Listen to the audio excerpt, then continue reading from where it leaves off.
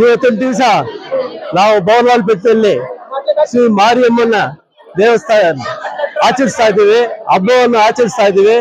ತುಂಬಾ ಮೆರವಣಿಗೆ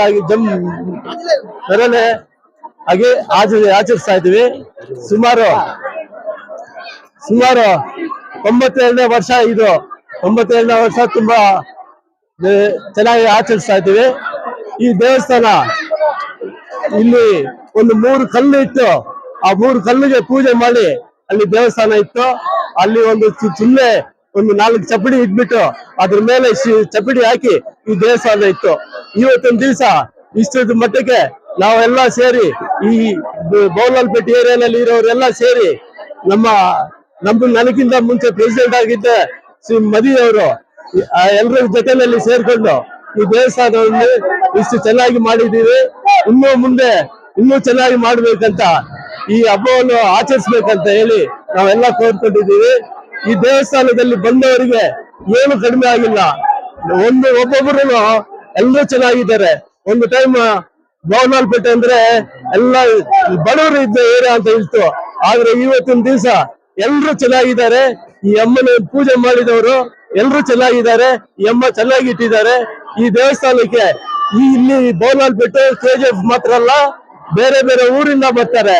ಬೆಂಗಳೂರಿಂದ ಬರ್ತಾರೆ, ಚೆನ್ನೈಯಿಂದ ಬರ್ತಾರೆ, ತಮಿಳುನಾಡು ಇದೆ, ಕೇರಳ ಇದೆ, ಆಂಧ್ರ ಇಂದ ಎಲ್ಲಾ ಕಡೆಯಿಂದ ಬಂದು ಇಲ್ಲಿ ದೇವಸ್ಥಾನ ಪೂಜೆ ಮಾಡ್ಕೊಂಡು ಹೋಗ್ತಾರೆ. ಅವ್ರ ಆರಿಕೆ ಚೆನ್ನಾಗಿ ಆಗತ್ತೆ ಅಂತ ಹೇಳಿ ಇಲ್ಲಿ ವರ್ಷ ಬರ್ತಾ ಇದ್ದಾರೆ. ಇವಾಗ ನೀವೇ ನೋಡ್ತಾ ಇದ್ದೀರಿ, ಈ ದೇವಸ್ಥಾನದಲ್ಲಿ 501 ಹಾಲು ಬಿಂದಿಗೆಗಳನ್ನು ಇಲ್ಲಿ ಅಮ್ಮನಿಗೆ ಸಲ್ಲಿಸ್ತಾ ಇದ್ದೀವಿ. ಇಲ್ಲಿ ಜನರು ಹೆಂಗಿದ್ದಾರೆ, ಏನ್ ಮಾಡ್ತಾ ಇದಾರೆ ಅಂತ ನೀವೇ ಕಣ್ಣಾಗಿ ನೋಡ್ತಾ ಇದ್ದೀರಿ. ಈ ತರ ವರ್ಷಕ್ಕೆ ವರ್ಷ ಇದು ಬೆಳೀತಾ ಹೋಗ್ತಾ ಇದೆ. ಬೆಳಿಗ್ಗೆ ಇವತ್ತು 4 ಗಂಟೆಗೆ ಅಭಿಷೇಕ ಆಯ್ತು. ಇವಾಗ ಕಾಪು ಕಟ್ಟೋದು 2 ಗಂಟೆಗೆ ಆಯ್ತು. ಇವಾಗ ಹಾಲು ಬಿಂದಿಗೆ ಅಭಿಷೇಕ ಆಗ್ತಾ ಇದೆ. ಇನ್ನು ಮುಂದೆ ಸಾಯಂಕಾಲ ಮಧ್ಯಾಹ್ನ ಚೌಲ್ಟ್ರಿ ಬಾಲಾಜಿ ಚೌಲ್ಟ್ರಿನಲ್ಲಿ ಅನ್ನದಾನ ಇದೆ. ಎಲ್ರು ಬಂದು ಅನ್ನದಾನಲ್ಲಿ ಪಾರ್ಟಿಸಿಪೇಟ್ ಮಾಡ್ಬೇಕಂತ ಕೇಳ್ಕೊಳ್ತಾ ಇದೀವಿ. ಇದಾದ್ಮೇಲೆ ಸಾಯಂಕಾಲ 5:30ಗೆ ಕರಗ ಇಲ್ಲಿಂದ ಜೋಡಿಸಕ್ಕೆ ದೇವಸ್ಥಾನದಿಂದ ಹೋಗ್ತೀವಿ. ಅಲ್ಲಿ ಕರಗ ಸ್ವರ್ಣಕುಪ್ಪಂ ವಾಟರ್ ವರ್ಕ್ಸ್ ನಲ್ಲಿ ಎಲ್ಲ ಜೋಡಿಸ್ಕೊಂಡು ಅಲ್ಲಿಂದ ರಾತ್ರಿ 10 ಗಂಟೆಗೆ ಇಲ್ಲಿ ದೇವಸ್ಥಾನ ಬಂದು ಚೆನ್ನಾಗಿ ಸೇರುತ್ತೆ. ಆವಾಗ ಒಂದು ಪೂಜೆ ಮಾಡ್ತೀವಿ. ಅದಾದ್ಮೇಲೆ ನಾಳೆ ಬೆಳಿಗ್ಗೆ ಮಧ್ಯಾಹ್ನ ನಾಳೆ 1 ಗಂಟೆಗೆ ಸ್ಪೆಷಲ್ ಪೂಜೆ ಇರುತ್ತೆ. ಆ ಪೂಜೆಯಲ್ಲಿ ಎಲ್ರು ಊರಿಂದ ಎಲ್ರು ಬಂದು ಎಲ್ರು ಪಾರ್ಟಿಸಿಪೇಟ್ ಮಾಡ್ತಾರೆ. ಅದಾದ್ಮೇಲೆ ಸಾಯಂಕಾಲ ಏನು ಇದು ಅಗ್ನಿ ಚಟ್ಟಿ ಅಂತೀವಿ, ಅಗ್ನಿ ಕುಂಡ ತಗೊಂಡು ಮೆರವಣಿಗೆ ಬರ್ತಾರೆ. ಸುಮಾರು 200 ಜನರು ಅಗ್ನಿ ಕುಂಡವನ್ನು ತಗೊಂಡು ಬರ್ತಾರೆ. ಅದು ಒಂದು KGF ನಲ್ಲಿ ಇಲ್ಲ, ಎಲ್ಲಿಲ್ಲ ಅಂತ ಇದು ಮೆರವಣಿಗೆ ಬರುತ್ತೆ. ಎಲ್ರು ಬಂದು ಅದರಲ್ಲಿ ಸೇರ್ಕೊಳ್ಳಿ. ಅದೇ ತರ ಅದಕ್ಕೆ ಮಾರನೇ ದಿವಸ ಇಲ್ಲ, ಅವತ್ತು ಮಂಗಳವಾರ ಲೈಟ್ ಉತ್ಸವ ಇರುತ್ತೆ. ಅದು ಉತ್ಸವ 4 ಮಾಡುವಿದಿನಲ್ಲಿ ಬಂದು ತಿರ್ಗಾ ದೇವಸ್ಥಾನ ಸೇರತ್ತೆ. ಅದಾದ್ಮೇಲೆ ನಾವು ಎಲ್ರು ಸೇರ್ಕೊಂಡು ಕೆರವೆಯನ್ನು ತಿರ್ಗಾ ಬುಧವಾರ ಅದನ್ನು ಬಿಡ್ಸಕ್ಕೆ ತಿರ್ಗಾ ಇದಕ್ಕೆ ಹೋಗ್ತೀವಿ. ಅಲ್ಲಿ 11 ಗಂಟೆಗೆ ಇಲ್ಲಿ ಪೂಜೆ ಸ್ಟಾರ್ಟ್ ಆದ್ರೆ 3:30ಗೆ ಅಲ್ಲಿ ಅನ್ನದಾನ ಮಾಡಿ ಅಲ್ಲಿಗೆ ಡಿಸ್ಟ್ರಿಬ್ಯೂಟ್ ಆಗ್ತೀವಿ ಅಂತ ಹೇಳಿ ನನ್ನ சார்ஸ்பட்டு நம்ம ஆதி போரால்பட் மாரியம்மன் கோவில் ஆடி திருவிழா 92வது வருஷம். நம்ம சீரம் சிறப்பமா செய்யறோம். இதுக்கு முன்னாடி சொன்ன மாதிரி அண்ணன் சொன்ன மாதிரி 92 வருஷம் இதுக்கு முன்னாடி சின்னதா இருந்தது.